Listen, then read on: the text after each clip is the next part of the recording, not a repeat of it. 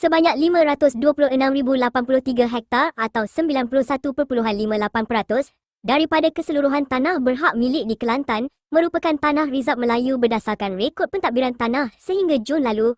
Menteri Besar Kelantan, Datuk Muhammad Nasruddin Daud berkata, keluasan berkenaan melibatkan 816,020 hak milik daripada keseluruhan 859,275 hak milik tanah di negeri ini.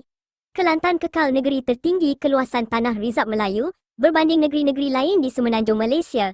Daripada jumlah keseluruhan keluasan tanah berhak milik bagi negeri Kelantan sebanyak 574,427 hektar, keluasan tanah Rizab Melayu ialah 526,083 hektar, bersamaan 91.58%. Katanya, beliau berkata demikian ketika menjawab soalan Ahli Dewan Undangan Negeri Adun Pasir Tumbuh, Datuk Abdul Rahman Yunus pada persidangan Dewan Undangan Negeri Kelantan pada Rabu.